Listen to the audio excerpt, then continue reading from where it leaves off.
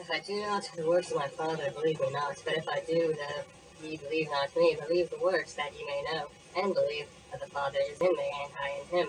Therefore they sought again to take him, that he escaped out of their hand, and went away again beyond Jordan, into the place where John at first baptized.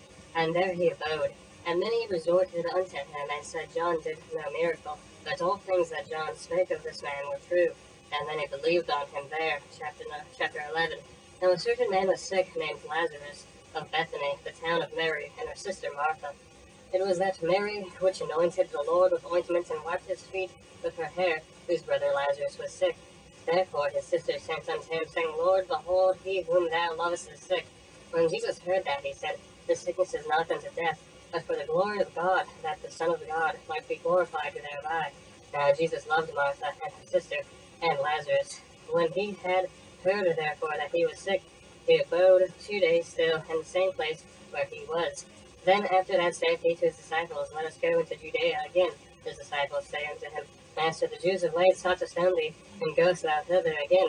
Jesus answered, Art there not 12 hours in the day? If any man walk in the day, he stumbleth not, because he seeth the light of this world. But if a man walk in the night, he stumbleth, because there is no light in him. These things said he, and after that he saith unto them, Our friend Lazarus sleepeth, but I go that they may awake him out of sleep.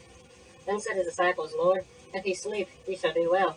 Howbeit Jesus spake of his death, but they thought that he had spoken of taking of rest and sleep.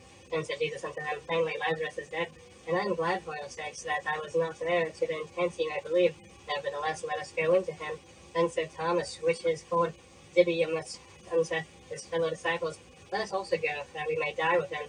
Then when Jesus came, he found that he had lain in the grave 4 days already. Now Bethany was nigh unto Jerusalem, about 15 furlongs off.